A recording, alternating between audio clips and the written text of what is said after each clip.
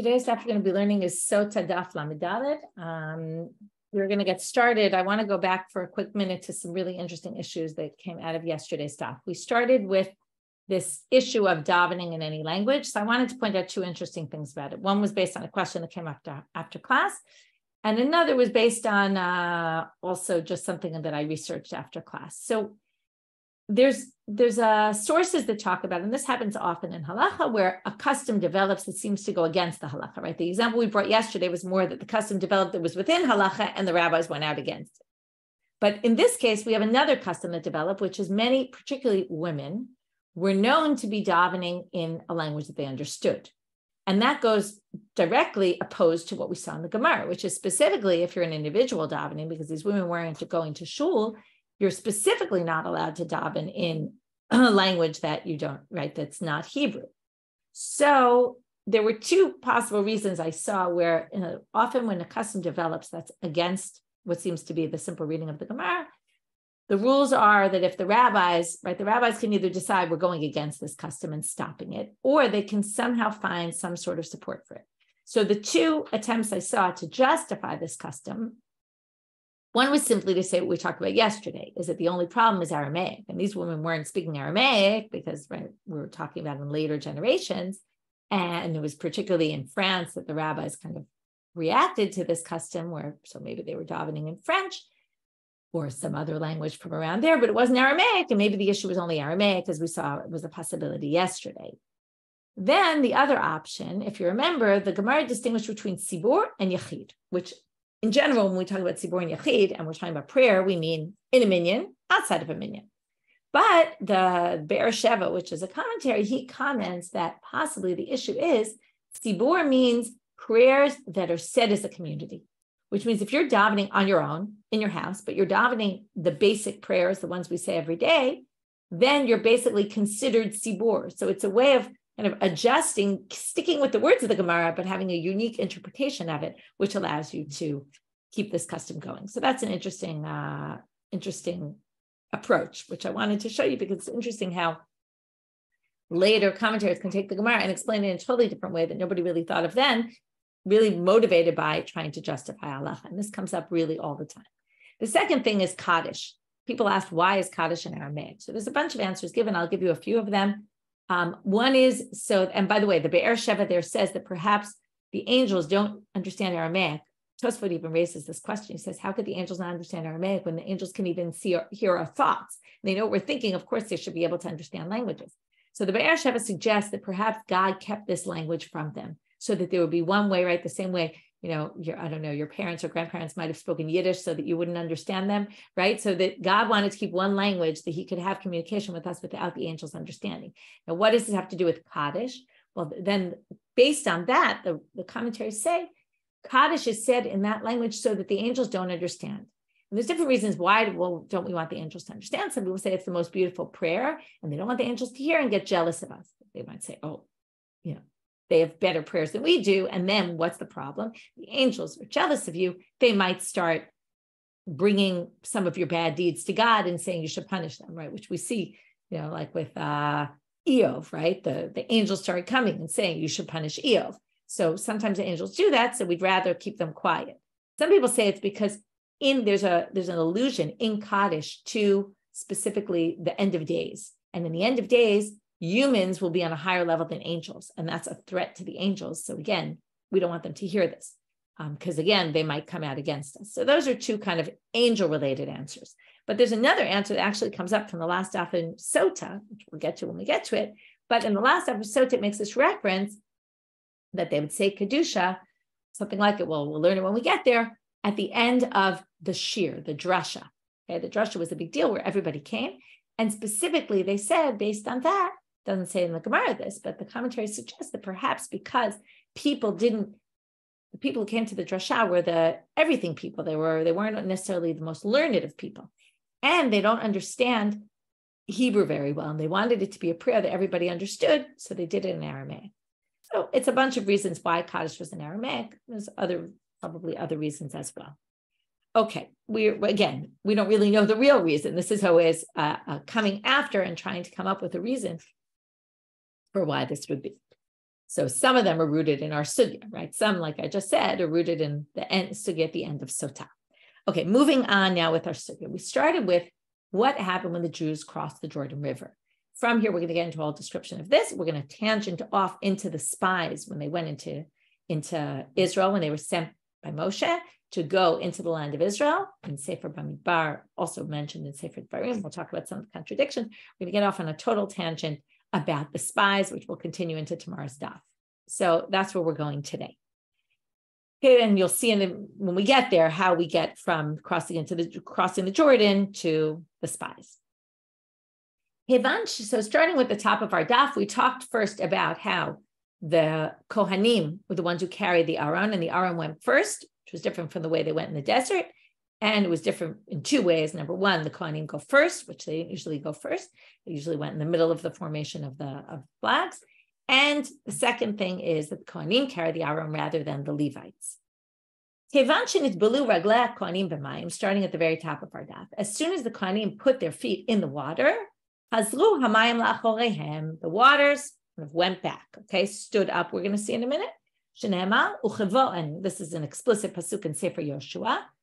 When the people carrying the Aron got to the Yarden, they skip a few words. So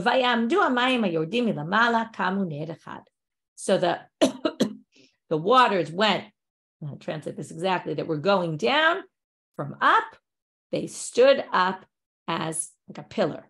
Okay, this sounds very similar to the description of Kriyat Yam Suf, right? When the sea was split, the Red Sea. This also kind of happened where the waters stood up, right? And in the Torah, it says, Hamayim lehem chomam miminamu mismolam, right? There's a difference because there it was on both sides, right? It made a wall on both sides. Here it went up on one side only. The kama govhan shamayim, how high did the water go up? 12 mil al 12 mil, 12 mil by 12 mil. Negev, why that number? What's the magic number? Negev machane Yisrael Devraim Rabbi Yehuda. Rabbi Yehuda basically says that this kind of space of 12 mil by 12 mil was kind of removed from the water to allow the people to go and stood up at that size. And that way the people could pass through, right, in their 12 mil formation, as we were talking before they went in this formation. Although later we'll see maybe there was a debate about whether they actually walked in that formation the way they did in the desert, or maybe they walked more in rows like we would walk.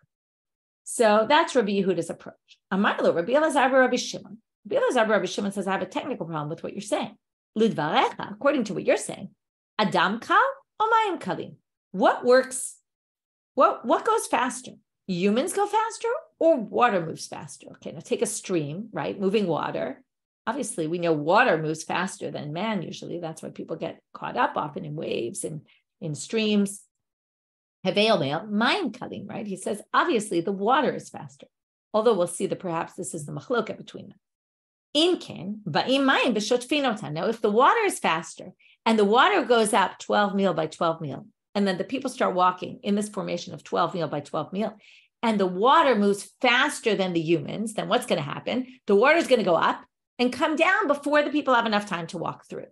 So therefore, he says, what do you mean? They're going to drown if it went up only 12 mil by 12 mil. It would have to go up higher. See in a minute how much higher. This isn't necessarily a mathematical equation, but he's going to say it went up much higher because otherwise the water would have come down too quickly and everyone would have drowned. So therefore he says, right? Right? Then it would just wash them away. So therefore it teaches, or I'm going to teach you,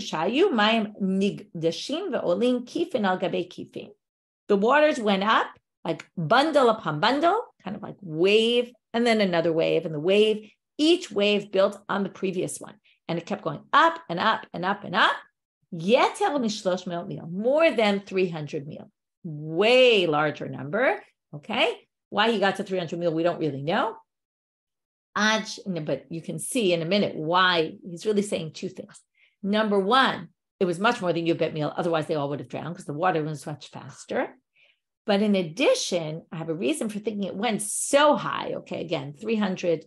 3 is often one of those numbers used, 3 days, right? So 300 could just be a random number, but one of these, as they call them, they call them sifruti numbers, literary numbers, right? But they're just used in stories. Well, if it went this high, then the idea is that it was something that so many people from far away were able to see. And all the kings of the east and the west saw this. How do we know this? Well, it says it in the Psukim, Shanema.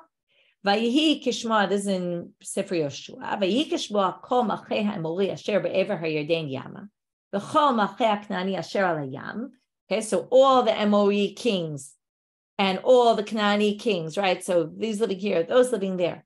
Et asher hovish Hashem et mei ha'yarden. They heard that God had dried up the waters of the Jordan, mipnei bnei Israel, out of Ram, for the Jews, until they all passed through safely. Vayimas levavam, their hearts melted, meaning they were scared of the Jews. V'lo haya b'hem od ruach mipnei bnei Israel, and they didn't have the strength to fight against them because they realized, wow, this is a great nation. Va'af Rachava Zonah, okay, now we're going back to Rachava Zonah. Who was she? She came before this. Remember, she was when they sent in spies. Remember, Yoshua sent spies before they crossed into the land. So I told you we're going to get to the spies. These are the Joshua spies, not the Moshe spies that we're going to talk about. But right now we're talking about the spies that they sent. And when Rachava Zonah came, she said to Shlu, Amra l'shluchei Yoshua, when the spies came to her house, she said, and this is basically comparing the splitting of the Jordan to the splitting of the Red Sea, where the same reaction happened. She says, Ki shamanu et asher hovish Hashem et mei Suf. The same language is used there when she describes what the reaction of her nation, right, and the nations, the people she was living with, heard that God split the Red Sea. And we said, wow, our hearts melted, right? Meaning we got scared of them. And, we're wowed by you. So the same reaction Rachava Zonah gives about Kriyat Yam Suf is what we see in Yoshua, also about the reaction to the splitting of the Jordan. Now we're going to have three things that Joshua says to the people while they're in the water. Two are commandments, and one is kind of you'll see, it's not exactly a command, but maybe a little bit of a command. Odam Bayarden, we're going to have three statements that start with Odam Bayarden. They were still in the Jordan. In other words, while they're walking through, Yoshua starts to talk to them. Now, it's a good time to talk to people because you have their attention because, right, they're scared. They're walking through the Jordan, and you can kind of grab them and say, by the way, while the waters are kind of threatening you, here's what I have to say. So he says the following. You should know why we're passing through the Jordan. What is lying ahead of us? We're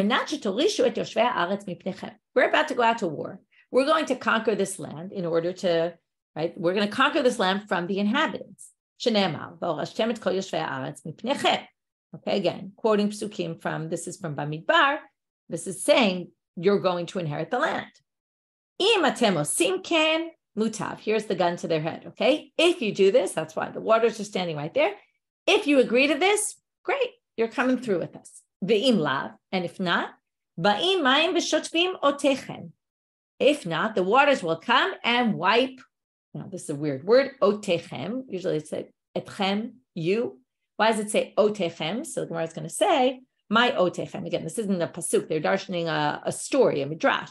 Why does midrash use the words otechem? Oti ve'etchem. If you don't agree to go, guess what? We're all going down. Okay? The waters aren't going to distinguish between me and you. We're all going to drown, and that's the end of it. So basically, like putting a gun to their head and saying, we're going in, we're going to conquer, and you're with me or you're not with me. If you're not with me, we're all dead. Odam Bayarden. So that's not exactly a commandment, but it's sort of saying, this is what we're about to do, and I hope you're ready for it. Now he's going to give them two commandments. And here we're going to get to the stones. We talked about the stones yesterday. There's different kinds of stones that are talked about in Yoshua. I still remember when I was in Bar Ilan, I studied Tanakh, and one of the things we had to do was take a Bikiyut Tanakh test. We had to study tons of prakim of Tanakh. And one of the questions they asked was about the stones in Sefer Yoshua. At the time, I hadn't paid so much attention to them. Now, whenever I see them, I always remember that I got that question wrong. Anyway, here go the stones in Sefer Yoshua. So now we're going to talk about, there's many times where there's stones. So these are two of them. And there seem to be, at least according to the way Rashi understands the psukim, there's two sets of stones here. And that's what each one is relating to, each of these statements. Odam Bayarden, Amar Lem Yoshua. Harimu lachem ish even achat al shichmo lemispar shiftei Israel. Each of you take a stone. These were the 12 heads of tribes. Take a stone, lemispar shiftei Israel, for the number of the tribes. Okay, or maybe he said, I can't remember what he said it to the leaders. I don't remember actually, but he says basically to 12 people, pick up a stone, each of you, for the number of tribes. And then, uchtiv leman tiyez zot ot b'kirbachem. This will be a sign among you. Again, we're quoting verses. Ki yishalun benechem machar lemor. When your sons ask tomorrow to say, this very much matches also the Torah when they get out of Egypt, right? When your son asks, ma avanim ha'elu lachem. And he says, what are these stones here? Basically, they put, this is the first set of stones, according to Rashi, they put these stones by the river of the Jordan River, and as a siman lebanim sha'avru avot hayarden. They wanted a marker that the Jews crossed over the Jordan, so they put up these 12 stones as a reminder, okay, and for future generations. So number one, he says to them, what are we about to do now, right? Know what our misima, our the word, but what our job is, what we're supposed to be doing right now, where we're going into the land we're going to conquer. But right now, I want you to already think about the future generations, leave a sign. Odam b'Yarden amar lam Yoshua. Third thing, while they're still in the Jordan, he says to them, Su'u lachem mizeh mitoch hayarden, mimatzav raglei hakohanim. Take from under the feet of the kohanim. Yeah, thank you for pointing that out. Yeah, obviously the point is that God did a miracle for us by crossing the Jordan. That's the important part that they want to remember, that a miracle happened here. Take out now from under the feet of the kohanim. Okay, obviously he stopped everybody. He says, okay, right under the feet of the kohanim, take stones out from the water. And what are we going to do with these?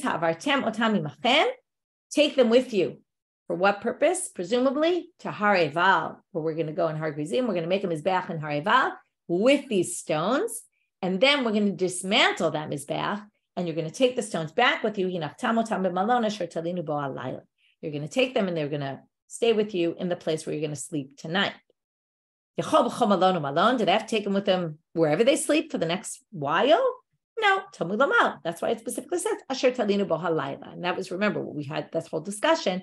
By the way, the flashback of Shuli Mishkan is already up on our site now about some of the history behind this and the things about Har Gerizim and Hareval in general and the Shomonim. Anyway, Asher Talinu Bo Halayla, right, where you're going tonight, this is where we talked about if really Hareval, Har Gerizim is where we know they are, and that's what we're talking about. It was very far. They took them from the Jordan to there, built the altar, brought them all the way back, right, and wrote the Torah on them. Amar Rabbi Yehuda, Abba Chalafta v'Rav Eliezer ben Matya v'Chanina ben Chachinai, these three rabbis, Amdu alotan avanim. Okay, Amdu usually means stood, but it doesn't really mean stood here. It means they analyzed somewhat these stones. Vishiarum, okay, apparently maybe they found the stones and they estimated. Kol echat ve'echat shkula ke'arba'im seah.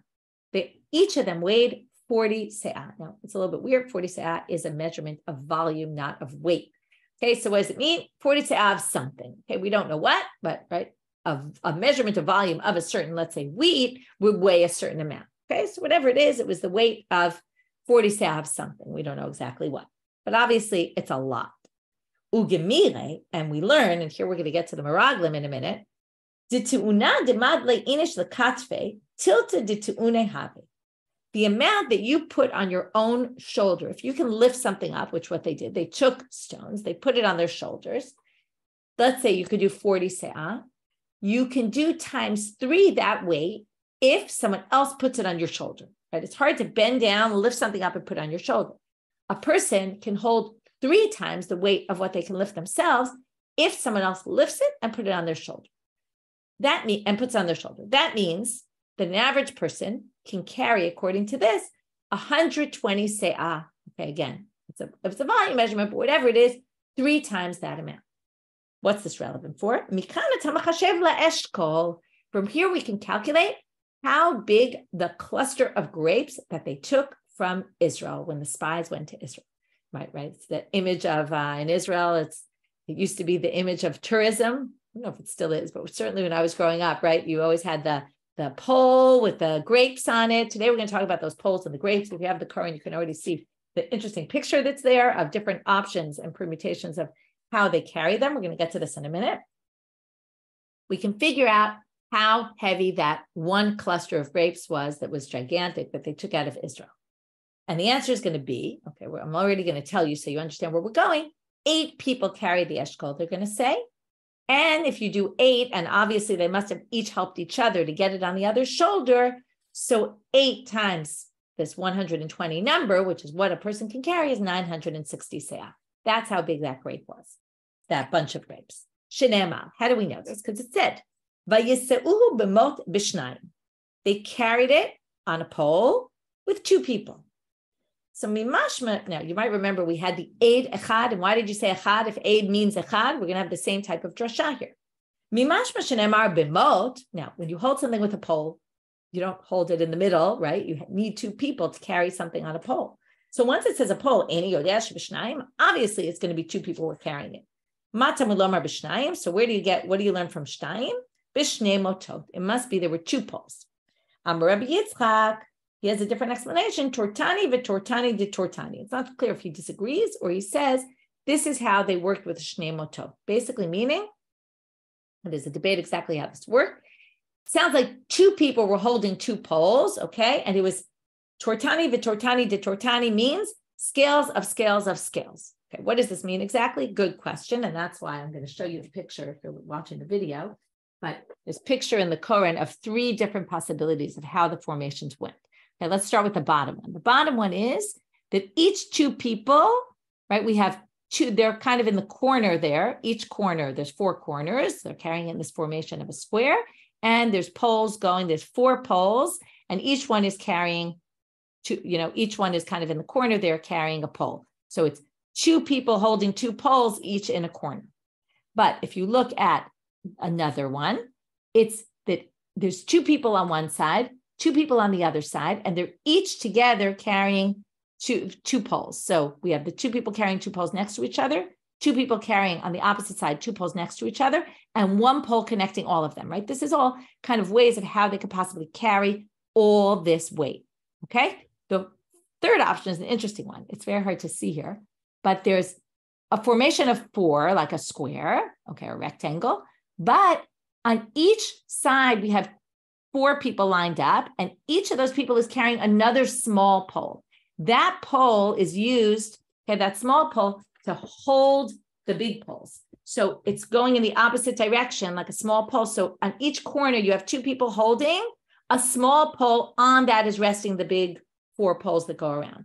Okay, whatever the significance of this is, there's a bunch of different interpretations. Whether you see the diagram, you don't see the diagram, it's all different kinds of ways about how to explain this statement, tortani v'tortani de tortani, that doesn't really make so much sense, right? Or it's not so clear what it means, but somehow they had some sort of system that allowed them to carry this very heavy burden. So how does this work? Shmone nasu eshkol. So now they say it explicitly, which we kind of assumed before now, or I told you, but basically 8 people held it. That's how it worked. And now we have 12 spies. So what did the rest do? Well, there was an eshkol anavim, right? That was carried b'mot. Then there was a rimon and a teina. So the rimon and the teina were obviously not as big. Echad nasa rimon ve'echad nasa teina. One carried the rimon, the pomegranate. One carried the big fig, the giant fig. And that's 10. What about the other 2? We know the other 2, Yoshua and Kaleb, always stand separate. Yoshua and Kaleb lo nasu klum. They didn't carry anything. Why didn't they carry anything? 2 possibilities. Maybe they were just prominent, important people, and it's not respectful that they be schlepping things. Number 2, you could say, right? Why were they bringing these fruits? You could say they're bringing the fruits to say how wonderful Israel is, but likely they were bringing the fruits because we know in the end what the spies did, to say this land is a crazy land, right? Look at their fruits, they're insane, and they carry them just to badmouth Israel. So Yoshua and Kaleb said, we're not part of this, we're not carrying them at all. That was an aside to the spies. We're going to get back to, now how did we get here? Because we talked about the stones, right? First we were in the Jordan. We talked about how they crossed the Jordan. We talked about the 3 things that Yoshua told them while they were crossing Jordan. One is, right, the threat. Well, you better be ready to fight, otherwise we're going to drown right here. Number 2, the stones. Number 3, the other stones, right? The stones that were going to be put right there, and then the stones they were going to take with them to build the altar and then bring them back. Then we have how big were those stones? From there, we could see how big the grapes were. And we did this calculation. And now we're going to go back to the beginning of our daf, which was the water. As soon as we finish with that and how they walked through the water and what formation did they walk in, as soon as we finish with that, we're going to go back to the spies.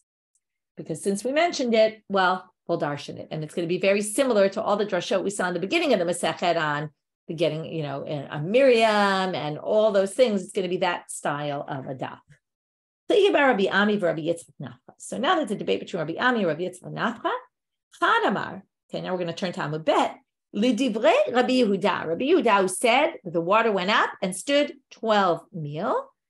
The Israel kechanayatan avru. Okay, Rabbi Yehuda said when they crossed in, kechanayatan.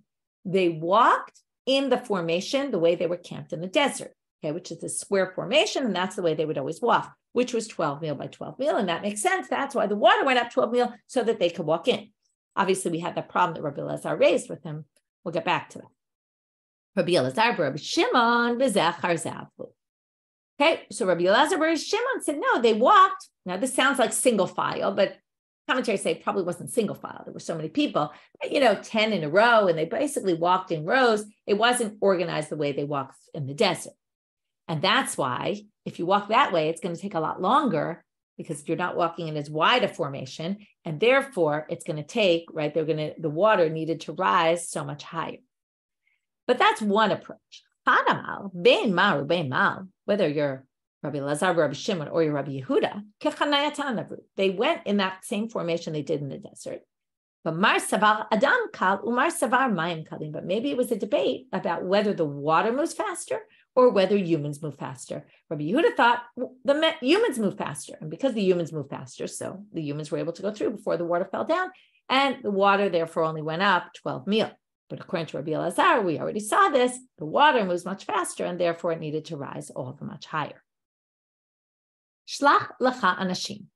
Now we get to a very famous passage, which is in Sefer Devraim, Moshe recounts the story of the spies. And what does he say? I'll read the pasuk. It's Devraim Aleph Kaf Bet, first chapter, verse 22. Vatikrivun elai kulchem, you all came to me.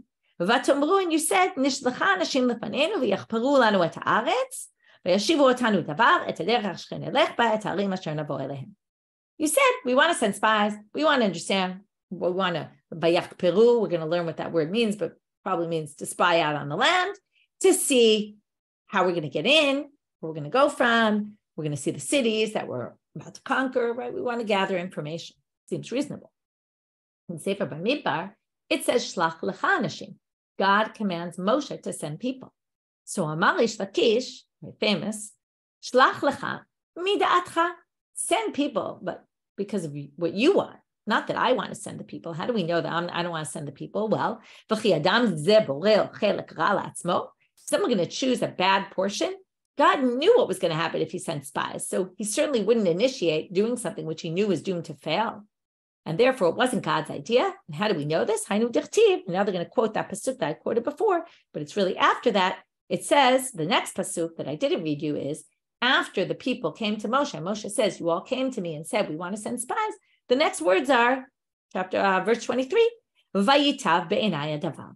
It seemed like a good idea to me. So what do you see here? Vayitav be'enai. Seemed like a good idea to me. We darshan Amar Ish Lakish be'enai, v'lo be'enav shel makom. It looked good to me, but not to God. And that's where we see that when God says Shlach lecha, he was saying, based on the fact that you asked, even though it doesn't tell us that in Bamidbar, fills in those details in Devraim, and they work hand in hand. God commanded us after he saw that that's what we wanted. How do we know this was bad, that they wanted to spy on the land? So the language they use for spying is not the usual word miraglim, leragel, vayirgelu et haaretz. It's vayachperu. Well, we see that language used in a negative way that has to do with kind of creating an embarrassing situation. They really wanted to embarrass Israel. That's why they did it. They had bad intent to begin with. How do we know, right? It's not like they went bad when they got there. They already had intent from the beginning when they asked. So now we're going to learn it from the language vayachperu. A pasuk that we quoted not so long ago. I can't remember the context, but we quoted this pasuk. It's a pasuk from Yeshayahu. What does this mean? talking about a prophecy against the other nations, that the land will get dark and the moon will be, so we have to see what chafra is in a minute, but bosha chama, bosha is, it's embarrassed. The sun is embarrassed and it won't come out. That's why the land is going to be dark. And the moon, likewise, will be a word that's synonymous with embarrassed and will not come out. And here you see the language of chafal is used as embarrassment. So their whole intent was to embarrass the country of Israel. Ve'ela shmotam. So continuing, these are the names of the spies. Reuven, Shamua, Ben Zachor. Right. So now they go through the whole list of names. So Amar Rabbi Yitzchak, Davar ze Mesorah biyadenu ma'avotenu. This is a tradition we have from our fathers. Miraglim al shem ma'asehem nikru. Their names, and this happens very often in the Gemara, where they darshan the meaning of people's names. We've seen it many, many times. So they were called based on their actions. Their names match their insides, basically, or their actions. Va'anu lo al biyadenu ela echad. He says, but unfortunately, we kind of lost the tradition, and I only really know one of them. What's that? Satul ben Michael. Satul, shesatal ma'asav shel Kadosh Baruch Hu. He basically went against, right, contradicted the actions of God. Right? God said it's Eretz Zavat Chalav Udvash, it's a great land, and they say Eretz Ochelet Yoshveh, it's a land that eats its inhabitants. Michael, shasa atzmo mach. Atzmo doesn't really mean atzmo. Michael, mach el. He made God mach. Mach is weak. Right? He made God look weak by saying God can't take us into this land. Amar Rabbi Yochanan, af anu nomar. I can add another one. You only knew one. I know another one. Nachbi ben Vapsi. It seems like a hard one to darshan. Nachbi shehichbi dvarav shel HaKadosh Baruch Hu. Hichbi means to hide, but here it really means he distorted the words of God. Vapsi shepiseh al midotav shel HaKadosh Baruch Hu. Okay, he skipped over the midot of God. He ignored the fact that God could conquer the land and instead said God won't be able to bring us into this land. Now we get to this pasuk that's going to take us till the end of the daf. It's a long pasuk. We're going to darshan in three parts. Then it describes when the spies were in Israel. It says Vaya'alu b'Negev. They went up to the desert, to the Negev area. Vayavo ad Hebron, and then they came. Now translates Vayavo. He came to Hebron. So there's already a problem in this pasuk. Vaya'alu, they went up, is plural. And then it says Vayavo is singular. Vayavo, he came. So what exactly happened here? And then I'll just read the whole pasuk because we're going to get to the darshan this whole thing. There, when they got to Hebron, they found Achiman, Shishai, Talmai, the sons of the children of the giants. B'Hebron, it's a very long pasuk. You would call this a run-on sentence, possibly. Hebron sheva shanim nibnita l'pnei Zoan Mitzrayim. Hebron was built, that's the city we're talking about, 7 years before Zoan in Egypt. You might remember we had a whole drashot on this pasuk in Ketubot. At the end of Ketubot, we're going to darshan the whole pasuk again in that exact same way at the end of today's daf. So the first question, Vayavo mebayale, should have said they all came to Hebron. They all went to the Negev and then one went to Hebron? Doesn't make any sense. Kaleb separated himself from everybody else. It was just Kaleb who did this. What did he do when he got to Hebron? What would you do when you got to Hebron if you were Kaleb? He went to pray by the graves of the forefathers in Hebron. Amar lahem, avotai, right? Maran machpelah. He says, Avotai, bikshu alai rachamim she'anatzal me'atzat meraglim. Please pray for mercy that I be saved from these crazy people I'm stuck with, right? I see what they're going to do, and please pray that this doesn't work, what they're doing, and please help. By the way, there's a whole huge discussion. You're not supposed to pray to dead people or ask for mercy from dead people, or are you? Can you? Whole discussion comes out of this, even though this is a story. It's used in halachic literature to raise this whole issue. Is this permitted? You're not supposed to turn to the dead people. And, we know people go to pray at graves. So question is this allowed? What it's allowed for, etc. That's a whole big question that comes out of here. So now, basically, there's a debate about how to understand this. Did only he go to Hebron? They didn't even go into Hebron? Or did he go into Hebron with them, but he went in with a different head? Okay, they went in, and then it says, they saw the Yilidei Ha'anak and all that. He went to go pray to the forefathers, right? It's like you go to Jerusalem, and you go to the Kotel, and someone else might say, Kotel's not for me, something like that. So he went in with a different head, or possibly they didn't go in at all. By the way, they later say when they got back, there we saw the Yelidei Ha'anak. They tell the people. And if they didn't really go into Hebron, then it's a total lie, because then they didn't really see the sons of the giants, because they didn't even go to Hebron. If you go with the interpretation that they came in and what they were going to see was Yelidei Ha'anak. They weren't going to the Kivrei Avot, which, by the way, is also, you went to see the giants. And really, who are the giants? The ones buried in Ma'arat HaMachpelah. There are giants, right? Not the physical giants, but the spiritual giants, you could call them. And they kind of, didn't get that. So these are different possible ways of reading it. It's not clear from the text here. Now, Yehoshua, what about Yehoshua? Why didn't he go ask for mercy? Well, he didn't need to, because Moshe already prayed for mercy for him before. When do we see that? Remember, he changes Yehoshua's name from Hoshea to Yehoshua. What does he mean by that? God should save you from what the spies want to do. And that he already had that. So he didn't need to go. He already had it from Moshe. Whereas Kaleb didn't have that. And that's why Kaleb is the one that basically have to explain here why Kaleb was singled out. He's always with Yehoshua. He's actually not always with Yehoshua. Here's one of the cases where he's not, but we always kind of have in our heads is Kaleb and Yehoshua against the 10 spies. So this is an explanation as to why it was just Kaleb. And this explains what that whole paragraph that we explained, explains this pasuk. V'avdi Kaleb. Okay, this is a pasuk in Bamidbar in this section. Avdi Kaleb ekev hayta ruach acheret imo, because he had a different spirit in him, which again can be explained. He went to pray for the fathers, or he's the only one who went to Hebron. Right? Again, both possibilities. Vayimaleh acharai, and he went. I'm just reading the rest of the pasuk, and he went in my way. V'aviotim ala aretz asher bashama. Right, I'm going to bring him into the land. V'zaro yorishena, and his sons will inherit. Now, it's not just inherit the land, but they're going to specifically, we see later in the Nevi'im, they specifically inherit. What land do they get? Hebron. Okay? And it's because he went into Hebron. This, by the way, matches more that he was the only one who went into Hebron. Or again, you could say he went in for the right reasons, and that's why he ends up getting that as his land. Okay, next section of this pasuk. These are the children of the giants. So now we're going to do the same way we tried to darshan the names of the spies. We're going to darshan these names. Achiman, miyuman shebachiv. He was the strongest, the most important among his brothers. So man miyuman, achi of the brothers. Sheshai, shemesim et haaretz bishchatot. He was so giant that when he walked, he made, and this is from Sheshai Nesim, he makes shchatot, he makes ditches as he walks. He's so giant that his feet, his footprints are ditches. And same idea in the next one, Talmai, Shemisim Ta'aretz, Tlamim Tlamim. He digs furrows as he walks. Okay, that's what a telim is, a furrow. So Talmai from telim. Davar Acher, a different interpretation. Achimam bana anat, Sheshai bana alosh, Talmai bana talbush. They each built cities. They were such giants that they were so strong that they were able to build cities on their own. Yilidei ha'anak, what do we learn from the sons of the anak? Shema'anikim chama b'komatan. They're really darsing the word anak.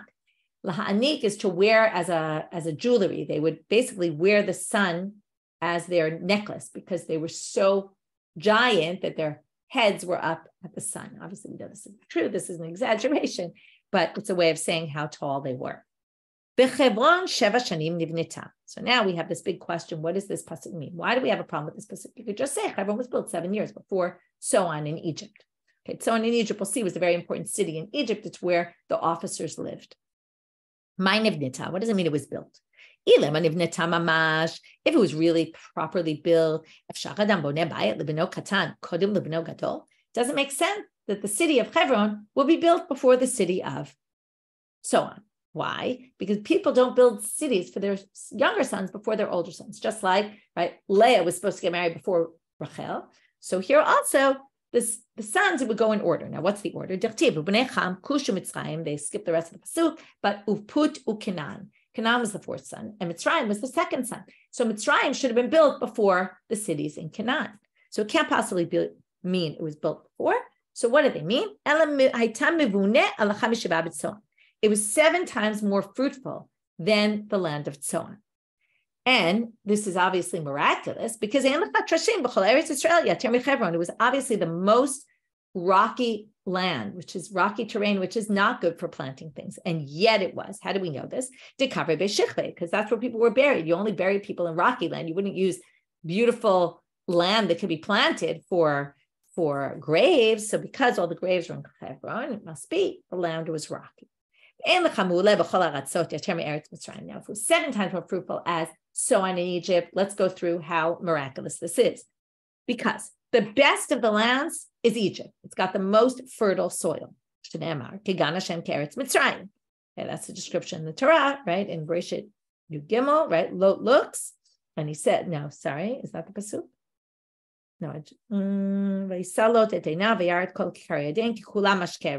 And then it says, it was all beautiful land. It looked to him like Eretz Mitzrayim. And Zoan was the greatest of Mitzrayim. How do we know this? Because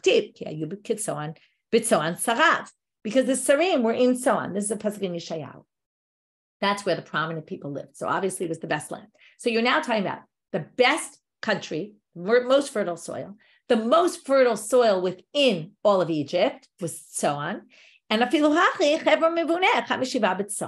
so you're taking rocky terrain in Eretz Israel is even better than the best of the land that exists in the world. To which the Gemara asks, Hebron Trashim Havu, and we're going to end with resolving this issue. Hebron was rocky terrain, really? Ba'aktiv? Okay, so after 40 years, Avshalom, we're now skipping ahead to Avshalom and his rebellion. He says, you remember this? We talked about this in Nazir, right? He says, I'm going to fulfill my vow that I vowed to God in Hebron. Why did he go to Hebron? Why specifically Hebron?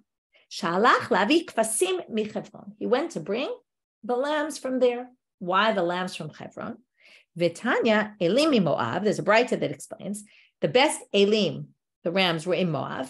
The Kfasim mi Hebron. Now, if the best sheep were in Hebron, it must be sheep need to graze. What makes a sheep great? A well-fed sheep. If there's a well-fed sheep, it needs grass to eat. And that means it has to be fertile land. So fertile soil. So they say, no, Mina, that's exactly our proof. You're wrong about that. Because why? Because